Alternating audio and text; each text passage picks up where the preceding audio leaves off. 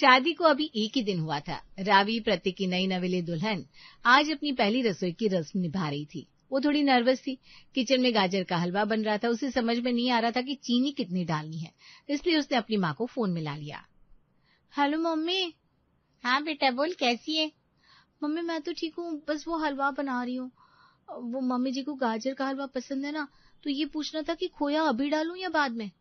अरे बेटा पहले हलवा अच्छे से पकने दे, बाद में खोया डालना, इससे हलवा बहुत अच्छा बनेगा। अच्छा अच्छा ठीक है मम्मी। कोई और तो दिक्कत ना है ना तुझे? नहीं नहीं मम्मी सब ठीक है। अच्छा मैं फोन रखती हूँ, बाद में फोन करूंगी। ठीक है बेटा, अपना घर संभालो। कावेरी ने फोन रख दिया और रावी पूरे मन से हलवा बनाने लगी। इधर लिविंग रूम में अवनी सोफे पर बैठी मैगजीन पढ़ रही थी। उसकी नजर किचन पर ही थी। अपने पास बैठी राधा से उन्होंने कहा, मम्मी देखो, भाभी को आए 24 घंटे नहीं हुए और मायके की याद सताने लगी। किचन में काम कर रही है या गपशप? अरे करने देना बेटा, नहीं नहीं है, शायद कुछ पूछ रही होगी। मम्मी आजकल सब यूट्यूब पर मिलता है, ये तो बस बहाना है। अभी से हर छोटी बात अपनी मम्मी को रिपोर्ट कर रही है, देख लेना। अगर ऐसी आदत रही ना तो इस घर की बातें भी वहां पहुंचेंगी। इम्प्रेशन खराब कर रही है अपना। तभी रावी हलवा लेकर आई और टेबल पर लगा दिया। मम्मी जी अवनी, नाश्ता तैयार है और ये शगुन का हलवा। अवनी हलवे का एक चम्मच मुंह में डालती है और तुरंत मुंह बना लेती है। भाभी आपने इसमें काजू नहीं डाले क्या? सिर्फ बादाम दिख रहे हैं। वो काजू का डिब्बा नहीं मिल रहा था तो मैंने सिर्फ बादाम डाल दिए। हद है मम्मी, देखा पहली रसोई में ही कंजूसी। और भाभी अभी आप फोन पर इतना बिजी थी, अगर थोड़ा ध्यान डिब्बा ढूंढने में लगाती तो मिल भी जाता। काजू के बिना गाजर का हलवा अजीब है। हाँ रावी बेटा, ध्यान रखना चाहिए था, शगुन की चीज है, परफेक्ट होनी चाहिए। ये सुनकर रावी का चेहरा उतर जाता है। तभी प्रतीक हलवा खाकर कहता है, वाह क्या टेस्ट है रावी, मजा आ गया। अवनी तुझे काजू चाहिए तो अलग से खा ले, पर हलवा तो बेस्ट बना है भाई। भैया आप तो रहने ही दो, बीवी आती है इसकी तरफदारी शुरू। मैंने तो बस कमी बताई ताकि आगे से ध्यान रखे। मम्मी देखो भैया एक ही दिन में बीवी की साइड लेने लगे हैं। कमी नहीं, तू बाल की खाल निकाल रही है और मैं किसी की साइड नहीं ले रहा हूँ। हलवा जैसा बना है वैसा ही बोल रहा हूँ, खा ले चुपचाप। प्रतीक की बात पर अवनी मुंह फुलाकर बैठ जाती है। उसे बर्दाश्त नहीं हो रहा था कि भाई ने उसकी जगह भाभी को सपोर्ट किया। खाना हो चुका था। रावी किचन समेट कर थोड़ी देर आराम करने अपने कमरे में चली गई। अवनी और राधा हॉल में टीवी देख रहे थे। मम्मी 3 बज गए हैं, भाभी अभी तक कमरे से बाहर नहीं आई है। अरे थक गई होगी बेटा, सुबह से काम कर रही थी, सोने दे। हमें कौन सा खेतों में काम करवाना है। अरे मम्मी क्या काम किया भाभी ने? बस हलवाई तो बनाया, बाकी काम तो मेड ने किया। मम्मी देखो ये आदत अच्छी नहीं है। ससुराल में नई बहू सबके साथ बैठती है, बातें करती है, ये तो ऐसे कमरे में बंद हो गई है जैसे हम लोग पर आए हो। हाँ बात तो तेरी सही है, थोड़ा मिलनसार होना चाहिए, वरना अपना ससुराल कैसे संभालेगी। वही तो, मुझे तो पक्का यकीन है वो अंदर बैठकर फिर अपनी मम्मी से वीडियो कॉल पर लगी होंगी। मम्मी ननद ऐसी है, सास वैसी है, यही चल रहा होगा। फिर अवनी जोर से कहती है, अगर इतना ही मम्मी के पास रहने का शौक था तो शादी क्यों की, वहीं बैठी रहती। तभी प्रतीक ऑफिस से आया। उसने अवनी की सारी बातें सुन ली थी। अवनी क्या बकवास कर रही है, वो नई है, उसे एडजस्ट होने में टाइम तो लगेगा ना। और अगर वो आराम कर रही है या अपनी माँ से बात कर रही है तो तुझे क्या प्रॉब्लम है? तेरी भी तो शादी होगी कल को, तू नहीं करेगी माँ से बात? भैया आप ना बीच में मत बोलो, मैं बात करूंगी पर लिमिट में, ऐसे नहीं कि घर वालों को इग्नोर कर दूं। आप तो बस बीवी की चमचागिरी करो। मम्मी मैं कह रही हूँ भाभी को समझा दो वरना सर पर चढ़ जाएगी। हाँ। राधा चुप रहती है, लेकिन अवनी की बातें उनके दिमाग में जहर घोल रही थी। अगले दिन संडे का था। प्रतीक का मूड अच्छा था। नाश्ते के टेबल पर उसने एक प्लान बनाया। रावी आज शाम को फ्री रहना, हम लोग मूवी देखने चलते हैं और फिर डिनर बाहर ही कर लेंगे। शादी के बाद हम कहीं गए भी नहीं है। सच्ची? ठीक है मैं तैयार हो जाऊंगी। वाह क्या बात है, शादी को 1 हफ्ता हुआ नहीं कि भैया भाभी के प्लान शुरू। और हम क्या यहाँ घर की चौकीदारी करेंगे? हमसे एक बार पूछा तक नहीं। अरे अवनी इतना ड्रामा क्यों कर रही है? अरे भाई हम कपल है, थोड़ा टाइम अकेले स्पेंड करना चाहते हैं। तुझे चलना है चल, तू भी चल। नहीं भैया मुझे कबाब में हड्डी नहीं बनना। पर पहले संडे को तो हम पूरी फैमिली लंच पर जाते थे, जब पत्नी आ गई तो बहन और माँ फालतू हो गए। मम्मी देखा आपने, अब हमारे लिए इस घर में कोई जगह ही नहीं बची। भैया पूरी तरह बदल गया। प्रतीक अवनी सही कह रही है, पहला संडे है, सबको साथ ले जाता तो क्या हो जाता। तू तो पराया होता जा रहा है, अब हमारे कहने पर मुंह छू रहा है। अरे हमें नहीं जाना कहीं। मम्मी इसमें पराया होने की क्या बात है? कोई बात नहीं प्रतीक, हम मूवी कैंसिल कर देते हैं। मम्मी जी और अवनी सही कह रही हैं। आज घर पर ही सबके लिए मैं कुछ स्पेशल बनाती हूँ, हम सब साथ में एंजॉय करेंगे। अब अवनी मन ही मन मुस्कुराती है, पर ऊपर से नखरे दिखाते हुए कहती है, रहने दो भाभी, अब एहसान मत करो, मूड तो खराब हो ही गया है। कमाल है यार, इंसान खुश भी नहीं रह सकता इस घर में। ठीक है, कैंसिल सब कुछ। प्रतीक गुस्से में अपने कमरे में चला जाता है। रावी उदास हो जाती है और अवनी को अपनी जीत पर सुकून मिलता है। उसने भाई और भाभी की पहली डेट खराब कर दी थी। अगले दिन सुबह रावी नहा धोकर कमरे से बाहर आई। उसने एक सिंपल सी कॉटन की कुर्ती और जींस पहनी थी, क्योंकि वो घर पर कंफर्टेबल रहना चाहती थी। भाभी ये क्या पहना है आपने? क्यों, क्या हुआ अवनी? ये कुर्ती और जींस है, घर पर तो पहन ही सकते ना। मम्मी देखो तो, शादी को 4 दिन हुए नहीं और भाभी ने ये सब कपड़े पहनने शुरू भी कर दिए। भाभी तो काफी मॉडर्न निकली। अब इसमें मॉडर्न वाली क्या बात है दीदी, ये कपड़े मुझे आराम देते हैं तो पहन लिए। भाभी ये आपका मायका नहीं है जहाँ आप कुछ भी पहनकर घूमेंगी। हमारे खानदान में नई बहुएं ऐसे कपड़े नहीं पहनती। कम से कम साड़ी नहीं तो ढंग का सूट तो पहनिए दुपट्टे के साथ। कोई मेहमान आ गया तो क्या सोचेगा? पर दीदी प्रतीक ने ही कहा मुझे ये पहनने के लिए। अरे प्रतीक तो लड़का है, उसे क्या पता रीति रिवाज। अवनी सही कह रही है रावी, अभी नई नई शादी है, थोड़ा बहू की तरह रहो। जींस वींस बाद में पहन लेना, जाओ बदल कर आओ। और हाँ भाभी, सर पर पल्लू रखने की जरूरत नहीं है, पर कम से कम कपड़ों में थोड़ी शर्म हया तो होनी चाहिए। जी मैं अभी बदल कर आती हूँ। रावी चुपचाप वापस अपने कमरे में चेंज करने चली जाती है। देखो मम्मी, शुरू में ना टाइट करके रखो, वरना ये आज जीन्स पहन रही है, कल को शॉर्ट्स पहनकर घूमेगी। राधा को भी अब अवनी की बातें सही लगने लगी थी। अगले दिन दोपहर में डोरबेल बजी। रावी ने दरवाजा खोला। सामने सावित्री जी खड़ी थी, जो ठीक ऊपर वाले फ्लैट में रहती थी। रावी बेटा कैसी हो? राधा है क्या? नमस्ते आंटी, मम्मी जी अंदर है, आइए ना। सावित्री जी अंदर आती है। अरे सावित्री, आओ आओ बैठो, बहुत दिनों बाद आई। हाँ बस घर के कामों में फुर्सत ही नहीं मिलती। तेरी बहू तो बहुत प्यारी है राधा, बड़ी सुघड़ लगती है। मुझे भी मेरे आकाश के लिए बस ऐसी ही लड़की चाहिए।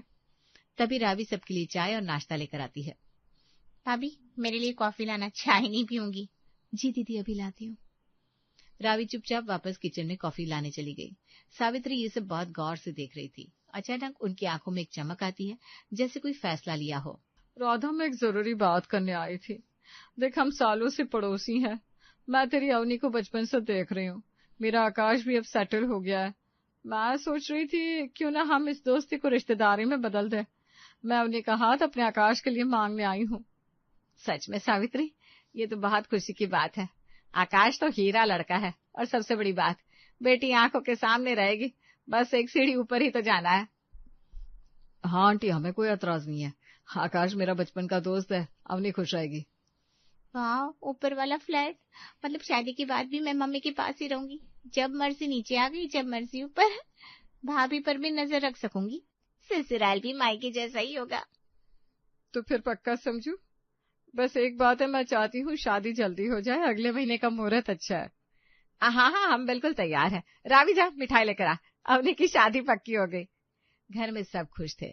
आखिर अवनी की शादी जो पक्की हो गई थी। कुछ ही दिनों में अवनी और आकाश की शादी हो गई। विदा होकर अवनी को बस सीढ़ियां चढ़कर ऊपर वाले फ्लैट में जाना था। अवनी बहुत खुश थी। उसे लगा सास तो मम्मी की सहेली है और घर भी जाना पहचाना है, तो उसकी लाइफ सेट है। अगले दिन शाम को अवनी रिलैक्स होकर सोफे पर बैठकर टीवी देख रही थी और उसने टेबल पर पैर रख लिए, जैसे वो अपने मायके में बैठती थी। हाँ, फाइनली शादी हो गई। कितनी थकान हो गई थी। मम्मी को फोन करती हूँ, पूछती हूँ नीचे क्या चल रहा है। अवनी फोन निकाल ही रही थी कि सावित्री जी वहां आई। अवनी, ये क्या तरीका है बैठने का? पैर नीचे करो। क्या हुआ मम्मी जी, मैं तो बस आराम कर रही थी। आराम अपने कमरे में करना, यहाँ नहीं। और सुन, ये तेरा मायका नहीं है जहाँ तू लाट साहब की तरह पैर फैला कर बैठेगी। यहाँ के कायदे अलग है। पर आंटी, मेरा मतलब है मम्मी जी, आप तो। मैं तेरी सास हूँ अब। देख, शादी होकर आई है तो बहू की तरह रहना सीख ले। मैंने देखा है तू नीचे अपनी भाभी पर कैसे हुक्म चलाती थी। यहाँ वो सब नहीं चलेगा। या जाकर सिंपल सा सूट पहन ले और फिर किचन में आ। रात के खाने की तैयारी करनी है। अभी? पर मम्मी जी अभी तो मैं थक गई हूँ, और आकाश ने कहा था हम आज खाना बाहर से ऑर्डर करेंगे। आकाश क्या कहेगा वो मैं देख लूंगी। और थकावट कैसी? तूने कौन सा पहाड़ तोड़ा है, बस तैयारी तो हुई थी। चलो उठ। और खबरदार जो अभी नीचे अपनी माँ को फोन मिलाया। अरे कल ही तो आई अपनी मम्मी के गले लगकर, जी नहीं भरा क्या? इस तरह सावित्री जी हुक्म देकर चली जाती है। अवनी हैरान रह जाती है। जिस घर को वो अपना दूसरा मायका समझ रही थी वो तो अचानक से ससुराल बन गया। ये आंटी को अचानक क्या हो गया? ये तो एकदम हिटलर बन गई है। अगली सुबह अवनी किचन में चाय बना रही थी। उसकी आदत थी कि सुबह उठते ही अपनी माँ के साथ गपशप करना। उसने फोन कान और कंधे के बीच फंसाया और नंबर मिलाया। तभी सावित्री जी पीछे से आई और कहा, क्या हो रहा है रावी बेटा? सुबह की चाय के साथ ब्रेकिंग न्यूज नीचे पहुंचाई जा रही है क्या? हाँ नहीं तो मम्मी जी, वो तो बस मम्मी को गुड मॉर्निंग बोलने के लिए फोन किया था। गुड मॉर्निंग बेटा, अभी 2 दिन नहीं हुए तुम्हें नीचे से ऊपर आए। कोई 7 समंदर पार ब्याही नहीं गई हो जो इतनी याद सता रही है। याद है जब तुम्हारी भाभी रावी अपनी माँ से बात करती थी तो तुम क्या कहती थी? अगर माँ के पल्लू से ही बंधे रहना था तो शादी क्यों की? तो वही नियम यहाँ भी लागू होता है। इस घर की बातें इस घर में रहेंगी। 24 घंटे मम्मी मम्मी करने की जरूरत नहीं है। पहले चाय छानो, फोन बाद में। जी मम्मी जी। हद हो गई यार, ये तो मेरी शब्द मुझे वापस सुना रही है। अवनी तो अब सावित्री से परेशान हो चुकी थी। रात में अवनी को लगा कि सावित्री जी सो गई होंगी। उसने अपनी भारी साड़ी उतारी और एक आरामदायक टी शर्ट और पजामा पहनकर हॉल में आ गई। लेकिन जैसे ही वो सोफे पर बैठी, सावित्री जी अपने कमरे से बाहर निकली। अवनी को देखते ही उनकी भवें तन गई। हे भगवान, ये क्या हुलिया बना रखा है? हम किसी पजामा पार्टी में आए क्या? मम्मी जी, वो साड़ी में बहुत गर्मी लग रही थी। घर में तो बस हम लोग ही है ना, तो मैंने सोचा। सोचना बंद करो अवनी। घर में हम लोग है का क्या मतलब? अगर अभी कोई मिलने आ गया तो क्या इज्जत रह जाएगी मेरी? कहेंगे सावित्री की बहू कैसे कपड़े पहनकर घूमती है। तुम्हें याद नहीं तुमने रावी से क्या कहा था? मर्यादा कपड़ों में होनी चाहिए। जाओ अभी के अभी जाकर बदलो। जब तक इस घर की बहू हो ढंग के कपड़े पहनोगी। ये सब पहना है तो अपने मायके जाओ, यहाँ ये सब तमाशा नहीं चलेगा। पर मम्मी जी। पर कुछ नहीं, तुम इतनी समझदार हो, अगर भाभी को समझा सकती हो तो खुद तो समझ ही सकती हो। जाओ जाकर चेंज करो। अवनी के पास कोई चारा नहीं था। उसने जाकर कपड़े चेंज कर लिए। ऐसे ही 4 दिन बाद रविवार आया, वही दिन जब अवनी ने अपनी भाभी का प्लान खराब किया था। आज आकाश और अवनी ने बाहर डिनर का प्लान बनाया। अवनी बहुत खुश थी कि कम से कम घर से बाहर निकलने तो मिलेगा। दोनों तैयार होकर जैसे ही दरवाजे तक पहुंचे, सावित्री जी बाहर आई। कहाँ की तैयारी है भाई? बड़े बन ठन के निकले हो। मम्मी, हम जरा डिनर के लिए बाहर जा रहे हैं, 1-2 घंटे में आ जाएंगे।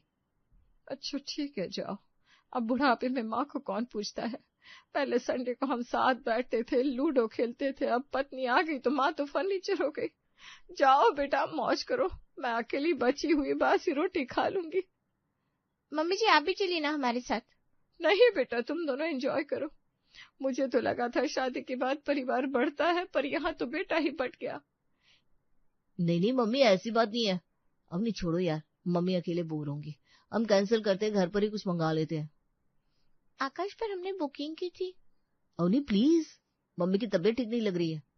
अवनी हैरान रह गई, क्योंकि ठीक यही सीन उसने नीचे क्रिएट किया था।